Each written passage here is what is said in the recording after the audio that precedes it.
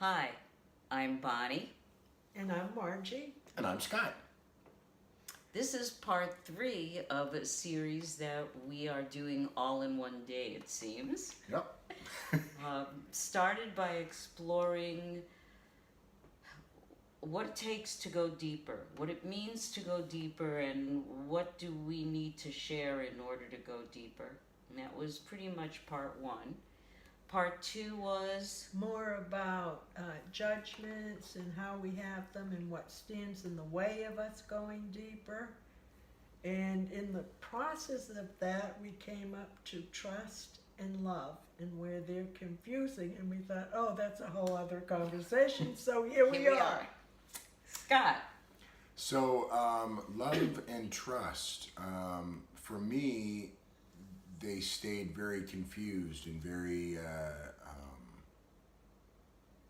intertwined for a long time, and I don't know that they necessarily are. And I think that was part of my request as we finished off the last segment, and we were thinking about what's next, is and looking at trust and how does that show up in our life, and then how does that change when love is present or not, and does trust change at that point, or is just our perception of it? So before we go into that, I think we've got the idea of the blanket trust versus I trust you to do something or not do something. The story that I got told as a way of introducing this concept was my teacher was away on a trip. His neighbor, they're a couple, the two couples would socialize together, they were best friends. My teacher went away and the husband hit on the teacher's wife. He learned he could trust him in some ways and to trust that he would hit on his wife if he was out of town. So, And I think that is an explanation that is out of the moment.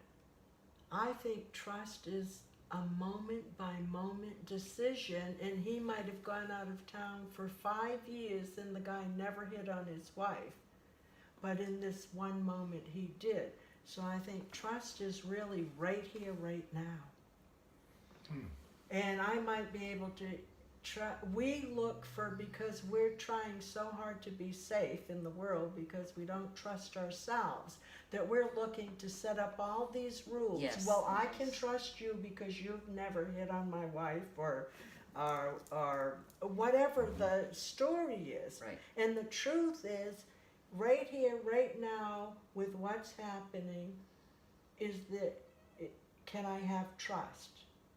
Well, what is trust? I mean, to that's me, part of the challenge is what do we mean by the word trust? What do we mean by the word love? Because we can't, if we talk about them, I might mean one thing and you might mean an entirely different thing, and we think we're communicating. I know that's mental for you. That's one of the, but no, that it's okay to see what that means to me. Trust to me means safe. In whatever's happening, am I safe in it? see, and part of what I'm wanting to get to is I'm safe whether or not you're safe for me to be around. There's, in other words, my safety, my security is not dependent on you. You can't take that from me. There's a certain level of trust.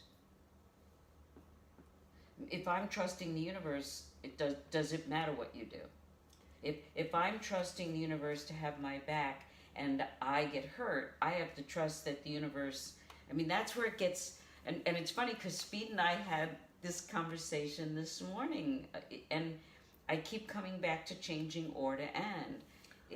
Is there something I can do that's going to ensure, is there a belief I'm holding in place that I've got to change in order for me to have more money or the relationship I want? Or am I going to have more money or the relationship I want because that's what the universe knows I need for my evolution. And I'm finding it's helpful to say, and that both are true. I need to get out of my own way so that the universe can use me. If I'm resisting, I can help. I don't know, that to me, it doesn't seem like it was talking about trust. I don't I know know. where it went. I did go far away. I did. Well, you know, part of what you were talking about, you know, is I think back to a paradigm about universe, God, that comes from a place of advocating our choices. So moving back to a place of I trust that I am fine in the universe. You know, we know there's bad guys out there. We know there's things that are going to happen out there, and that it's all in some way, shape, or form, you know, a process of the universe unfolding. Yes. And there's a portion of that I want to believe, because I don't know that it's the truth. I'm wanting to believe that I have a say in that I'm a co-creator in that. Now, what level of trust there is that's inherent in that, I'm not sure, right? I think that moves back more to the place that Margie was talking about, is that relationship cultivated in my ability to trust me, how I'm feeling, be authentic about how I'm reacting and responding to the feelings, emotions, whatever those may be. How am I responding to my inner self, and am I being authentic, and am I reporting about that truthfully? And when I'm confused, asking for direction from the universe. Yes. Right? Yes. Nice. So it's interesting that the word truth, trust, and love seem, because it is, what do I believe? Because I don't know absolutely if the universe, there's some, am I trusting the universe because the universe really cares about me, Bonnie? Am I trusting the universe because otherwise life gets really yucky? You know, and to come back to, so what is trust? You're saying it's safety. For me, trust seems to be sense of well-being. I can't explain it any other way. I like that you did in the moment. In the moment, not a rule. Well-being in the moment. And it's funny that you brought truth into it, because our mentor Art used to say that we don't know anything about love, and because you can't describe it, and we keep wanting to make it a feeling. And he said, but for practical working purposes, think of love as truth. People say, I was in love with them, and now I'm not in love with them. And if you check, you used to be in truth with them, and now you're not. And every time I have used that in my life with, is this about love? I go, is this about truth? And that seems to work the best of any explanation for love I've ever had. This is the first time I've ever explored, what does trust really mean? And realizing I don't really know. This is my sense, but I don't really know. So let me give you an example. I trusted my late wife to be monogamous in our relationship. That was trust that was not put in the right place. However, I did not know that until after she passed. Wow. So, after she passed, I find out all these things. And I say to myself, do I want to have hurt feelings? Or do I want to just know that that was the truth of that moment? And it did not have one iota. Nor did her drinking or any of the other stuff, my stuff, none of those things mattered, because I have, always will, love that woman from the bottom of my heart. And that's never going to change. Can I add something here, because it's just really interesting? during the end of your marriage, I knew she wasn't monogamous. I stopped being friends with both of you because I didn't feel like I could be in truth with you. I mean, I really pulled back and wasn't much in either one of your life. It's like I can't be a part of that with her, and I can't be with you with this elephant sitting between us. Yes. Yeah. So for me, there was a long time where I put trust and love together. That they lived in the same house, and in unraveling that for myself, I realized that they don't really. You know, there was a part of me that knew all along that me putting my trust there was ill-fated. It was silly. It was dumb. It was inappropriate because of the evidence that was there, right? And there I sat my trust there and wandered around in that, and then afterwards found out, or came to the realization perhaps, or it came into my forward thinking consciousness that happened. But there was no hurt feelings there. There was no, I didn't feel violated. I didn't feel like there was none of those feelings. And You I didn't even have to process them none to of it. get there. None Wow. of it. And is that because I knew already? Is that because I did know And already? I think on some level, I would. So this is where it gets really bizarre. We're second guessing something. But we're I not would say- But we're not guessing. I think we're second feeling it. Okay. Okay, Nice. instead of guessing, because we had this experience. Yes. We, whether it's this one I'm talking about or one of your examples from life, Sure. we're refeeling it. We're trying to move back through that and go, okay, so what was I really feeling? What was I really experiencing? And I love the idea that, yes, on some level you knew, and your love for her was so great that you didn't let it into your conscious awareness until afterward. And then it was just in, oh yeah, I knew that. Right. I wonder. I don't know that one for sure. I just know that is a very good interpretation of what occurred internally for me. The workings of that, how that occurred, I'm Yes. not sure, but that's kind of exactly what happened. Yeah. Yeah, and that brings up defining love. You know, there's the love I have for you as an individual, and then there's the love I have for humanity. Was you somebody real recently said, was it you? Mm. Why don't you say it? I said I really love humanity, and sometimes I don't even like people.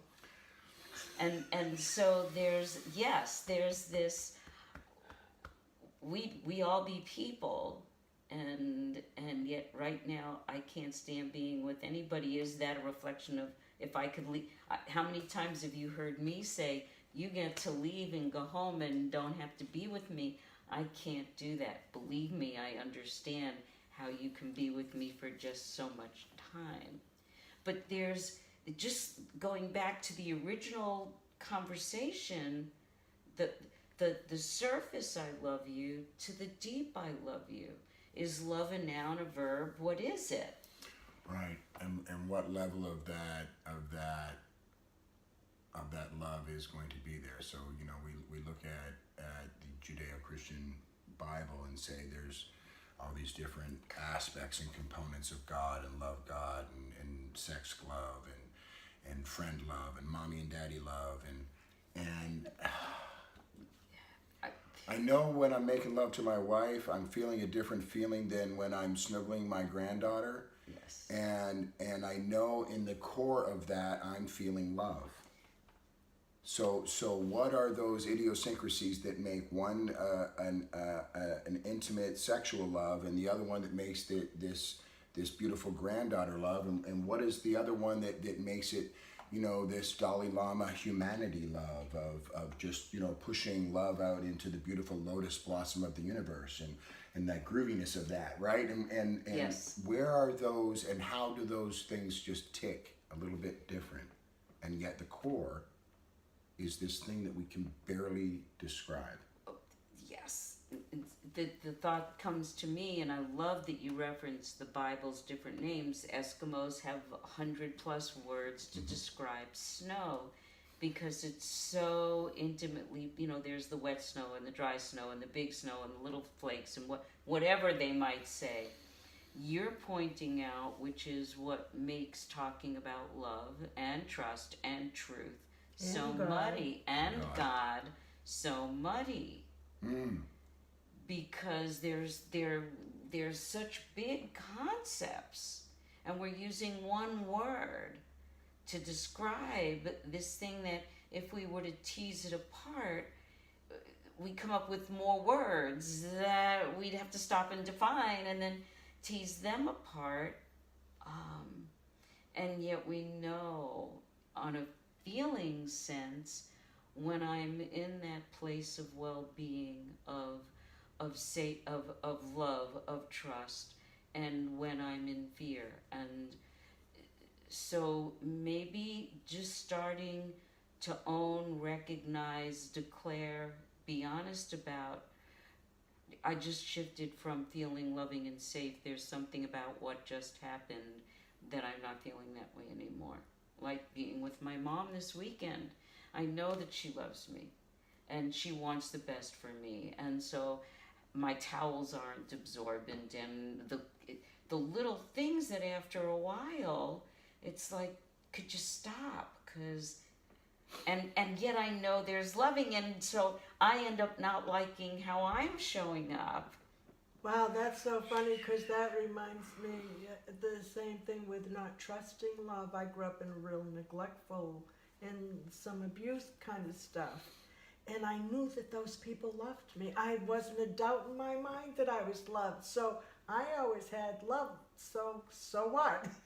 What good is it? What's love got to do with this? Well, my dad told me he loved me every single day. Every day. I knew beyond a shadow of a doubt that my father loved me, because he told me. He also beat me up. Right. And he said really horrible, nasty, mean things to me and my brother and my sister. And he had to check himself on the level of violence that he perpetuated on his children. And he told us that he loved us every single day. And it's interesting, because the people in my family never told me they loved me, because love wasn't something we spoke of in my family. And yet I knew they loved me. Still knew it. Even though my mother neglected me, my grandfather molested me, I knew they loved me. Yeah. And what is that? Right? What is that piece? What is that component? Something in me knew they loved me. The love in me knew that they had the love in them. Back to that. We can feel Yes. them. We can feel that they can go to that deep place. And they're still they can go there. That is who we are. That is our essence. And then when you go the deep, we're perpetuating fear. I mean, all the beating, the neglect, the sexual abuse, which is a strange thing when you know someone loves you. I mean, in other cultures, it is the elders that initiate the younger kids so that it's done lovingly and gently. I mean, our culture just layer upon layer upon layer of beliefs and behaviors that exemplify that get us in trouble. And I don't even like that I said in the trouble, but that we're unaware Confused of. and Yes. not knowing how to be, and not Yes. knowing what things mean, and Not being congruent or back to trusting our own mechanism of how we feel, how we respond, how we check in with the world. And when we get evidence that's contrary to that, we start to doubt Right. that God-given mechanism, that human mechanism that sits within all of us that says, I am safe, I am not safe. and the human mechanism that knows. This is really interesting. Doesn't really go with the conversation, but does. My grandfather, when he molested me, there was physical pain, but the pain of his guilt that I could feel was the biggest pain in that happening for me. Because I was very little and could feel what was going on, and never trusted words, because nobody ever said what they felt. There are always lies. So I don't mean to glance over what you went through. I know that we've talked about that before, and maybe we will do a No, conversation. I was talking about the feeling of it. So there's the love is who we are.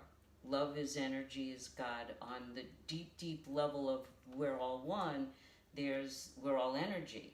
Mm-hmm. It's that's where we're connected, and then the physical body gets scared, gets threatened, and the chemicals and the way that the human, so being love, being trust, being as compared to human. But isn't that about we had to forget that we were that love in order to even be physical? Yes. So I'm wondering, because we could go on and on and on about this, I'm going to invite you guys to join the conversation, whether it's a comment or saying, hey, let's all get together on Zoom or on a conference call and join our conversation. We'd love to hear from you, and rather than go on and go off on tangents, why don't we kind of see if we can wrap this up? Yeah. And I would love to continue exploring with you. Maybe not today, but at another time, and find out where we go with this now that we've started, and we'll watch it and hear from you guys. What do you think? I think that's great. Yes, join us. What does love mean to you? What does trust mean to you? How do they go together? Do they go together? Yeah, very powerful, and it can go off into multiple different directions, right? And give exploration opportunities in each one of those. So yeah, it's very exciting. Yeah. Bye. Thank you. Bye. Bye.